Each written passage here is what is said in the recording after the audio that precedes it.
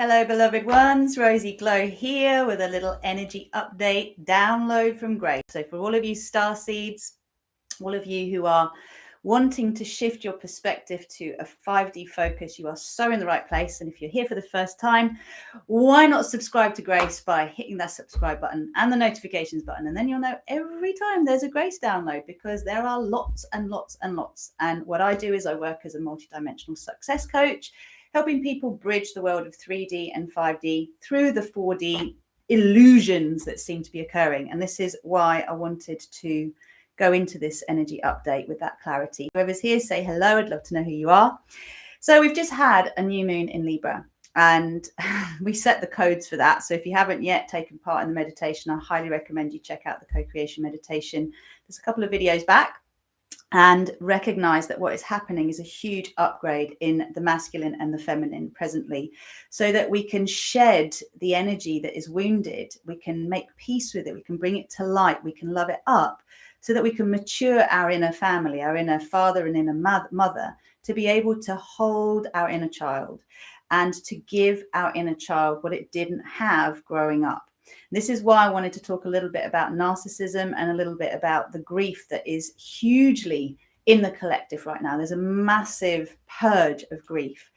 And the way it's playing out in the men is I'm seeing very much physical attacks. I'm seeing people ending up, physically hurting themselves. I've heard of 2 car accidents actually with feminine, but it's to do with masculine wounds. I've heard of someone taking their own life, a father of 3 children, which is incredibly sad. And I'm seeing all around me the masculine going into some kind of physical, how would I put it? Physical crisis, which is there not to just keep shafting them and making them feel like, oh my God, here I am about to do this, and now this comes along, and why has it come along, which throws us into victim. It's actually to bring up the emotional wounds that are there, that are suppressed in the masculine. Because think about the gender conditioning. Men don't cry, men don't show their emotion. Men take control. Men are the leaders. Men are the ones that hold it all together. Well, no, they have hearts too. And all of us were children once, and all of us will have had some kind of experience of feeling that our needs were not met. So wherever your physical stuff is showing up, remember to look at this from a multidimensional perspective. So you've got a physical 3D reality, which is that ultimately you've hurt something, right? And then you have the 4th dimensional understanding of this, which kind of goes into, well, why has this happened? What is this all about? What is it connected to? I'm sure you've heard of Louise Hay. There are plenty of other wonderful teachers as well who have made this connection between physical ailments and emotional wounds and beliefs that are related to it. So this is your time to get curious and check it out. And any feminines who are in relationship with a masculine who just wants to stay in the 3D understanding of what's going on, I just want to remind you that as the feminine, we're not here to mother our masculine in the same way that the masculine is not here to mother the feminine. But accountability is really important. So you don't take on someone else's unprocessed pain. It's like, all right, if you want to see it that way, that's fine. But, in your own time, you might want to try and connect the dots here, because we all project what we don't accept in ourselves. Okay, it's just standard. And if we want to evolve and stabilize in 5D consciousness, we need to start owning our projections.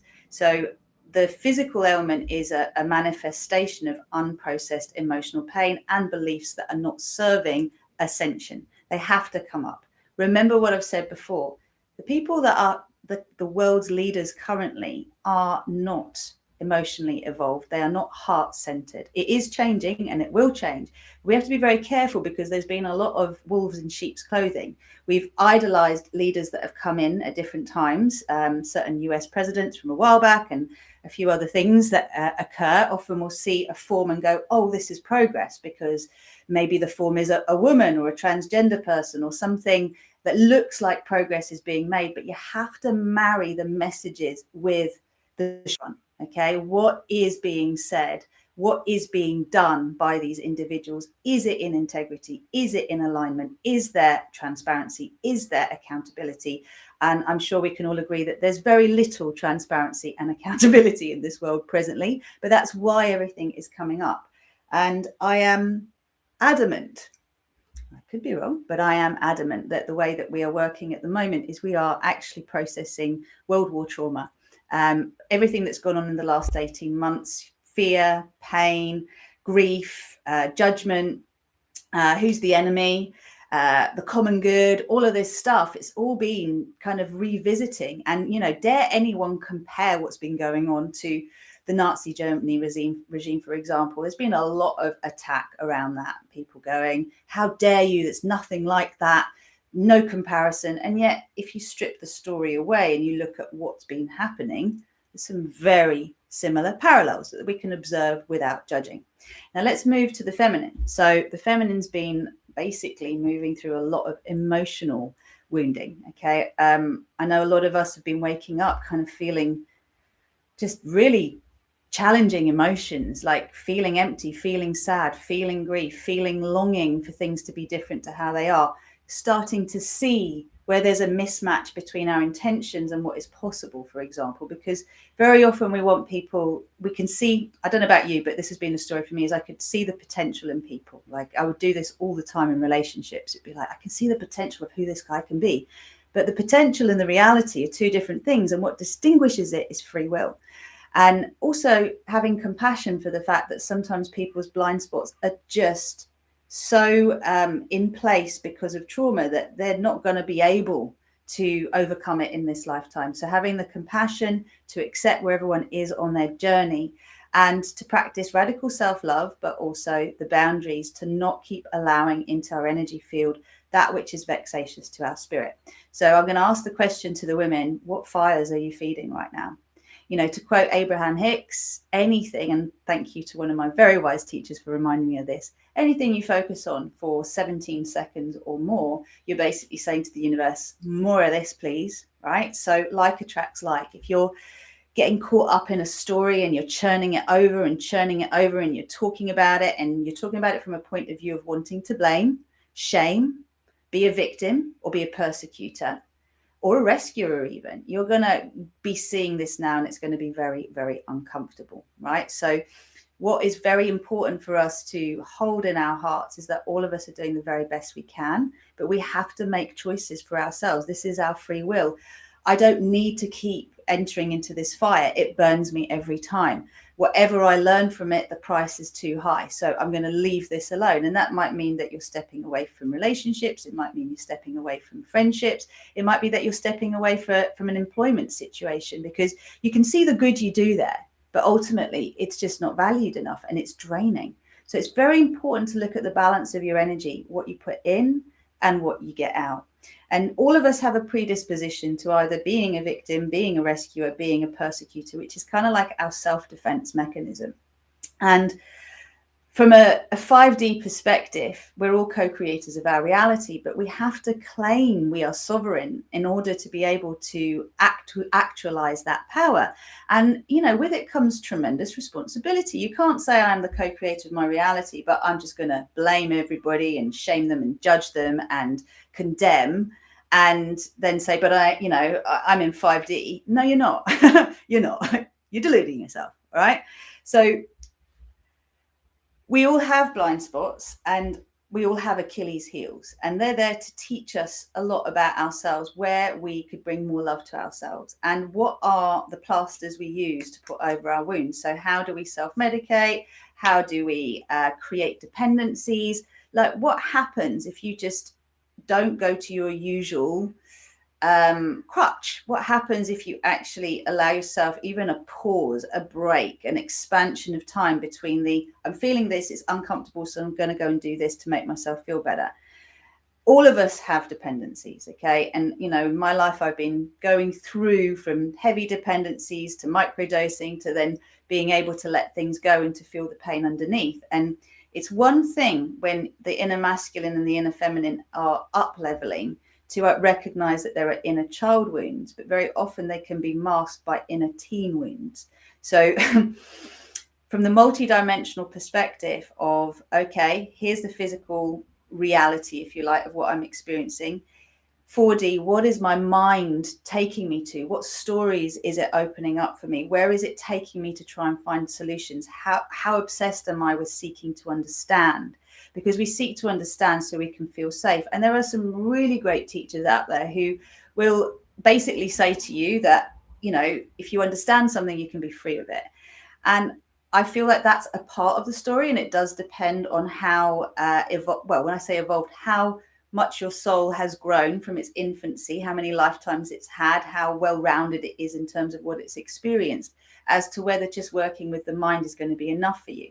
So not everybody on this planet is going to be stabilizing in 5D. Some are going to be stabilizing in 4D, and that's going to be fine, and they're going to be happy with that, and they've got their tools to work with, and they're going to be happy playing around with manifestation and seeing how the outer world and the inner world reflect each other. And that's wonderful, because it's a lot better than being stuck in 3D struggle paradigm.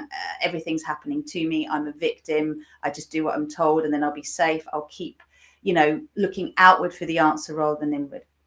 So those are two elements. But the bridge of 4D, which is basically the mind, will lead us into 5D if we are willing to claim our sovereignty and do the cleanup work, which means to be accountable, to be transparent, and to have integrity. Now, if we each do that in ourselves as individuals, we will start to see it in the collective. So this is my invitation to you.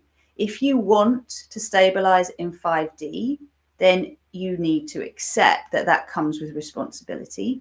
And that responsibility is to look to the heart first rather than to look outside, because the difference really in 4D and 5D is that in 4D, you can access your superpowers, like you can access your super mind, but you're still deferring to the mind, right? In 5D, we are actually getting the mind to harmonize with the heart, or rather, more specifically, the brain to harmonize with the heart. So what happens is the mind becomes willing to serve the wisdom of the heart, and the two work together. So think of the heart as the feminine. This is very simplistic, but I feel it's important. And the mind as the masculine. And, any wise man, and David Dider said this, I believe, just trying to think now where I actually heard it, but it was in his book, the Way of the Superior Man. Any wise man will ask his woman what she feels. When I say his, the woman in his life, what she feels in terms of the next direction to go in. And then he will align his mind with that direction. When we're out of balance and we've still got the patriarchal realm kind of on us, we are going to firstly suppress what we feel to align with what feels right, or what we think is right in our minds.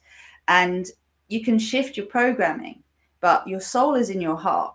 Your soul is here. The universe is in here. Every possible experience you could ever want to have will come through you finding the feeling vibration in here through the power of your imagination. So you need the two to work together. And this is why it's so important to allow the emotional purging that's going on and the physical pains that are occurring to lead to the emotional healing that is necessary, because you've got to drop the density to be able to stabilize in 5D.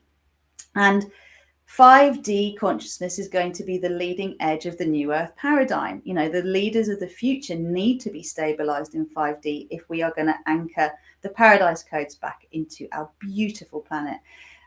So what's the remedy? Well, the remedy is really earthing. Okay, it's being in nature. It's shutting down the technology to come back to your breath, come back to your body, come back to self-nourishment, to recognize where at the moment it might be uncomfortable, but we are all being shown where we need to address something that's out of balance in our lives in order to be able to move further forward in alignment with our true path. And this is the idea of the seas parting. As you align conscious mind, subconscious, and superconscious with anchoring into your heart, because your superconscious is connected to your heart, then the seas will part and your path becomes very clear to you. It's like you're led into it, and it just draws to you. It's this radiance and magnetism. And this is when life becomes really magical, which again, for those who want to stay in the 3D, want to stay with the idea that this is just a sore finger, that this is just a hurt knee, we ain't going to be moving fast we ain't going to be moving anywhere fast very quickly, my friends. And that goes for our brothers and sisters and the days, because ultimately we have to own our shit. We have to own where we feel like we're above something. And we all have this. It's just part of compassion to allow ourselves to recognize that there's been lots and lots of generations of pain, And if we want to be free of that pain and stop recreating that cycle, then we are going to really, really need to own it, to stop projecting it, to let ourselves feel it, to just create a little bit more space to not numb out so quickly with our favorite ways of doing that, whatever they may be.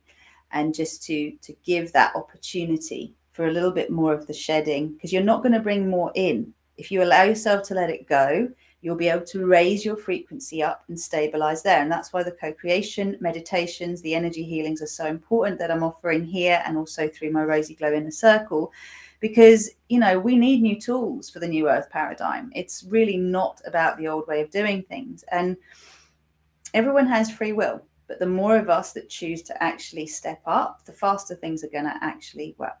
So to summarize, the way that we can really love up the shadow of narcissism and heal that inner grief is to recognize that it's only hurt people that create pain, right, in others. Like, you wouldn't do it if you weren't hurt yourself, if you didn't have unmet needs. So compassion and forgiveness and discernment are like the counterbalance of integrity, accountability, and transparency, because we need them. We need the forgiveness, the compassion, and the discernment to be able to say the past is done. I have compassion for all that is and has been, but I'm going to make a choice now to elevate my frequency so I don't keep attracting this into my life. And that will mean closing certain chapters, letting go of certain things. Now, I've got to get on a live stream, and so I've got to work with a client in a sec, so I'm just going to get off. But I want to remind everybody that the next full moon energy healing and upgrade is going to be on Monday, the 18th of October. If you head over to my website, rosyglow.com, you will be able to sign up through the inner circle, through the store. And we're going to be doing, again, the yoga and the full moon meditation. So if you haven't tried my multidimensional yoga yet, this is your chance to get your light body activated online, to get all of your divine architecture working. This is new stuff, my friends. It hasn't existed before, just like my star salutation was never, ever created before I created it. Okay, these are new elements, new tools that are coming in from 5D and above to help us stabilize. And we are moving into the star era. We've moved from lunar to solar, from matriarchy to patriarchy, and now we're moving into uniarchy, which is the time of the creator, the child, and the StarSeed consciousness. So welcome on board. And anyone who wants to explore coaching with me, please book a breakthrough call. I will see you through my website and we'll see what the next steps are. Love you so much. Take care. Have a wonderful weekend. Just remember to have that compassion for yourselves. Namaste.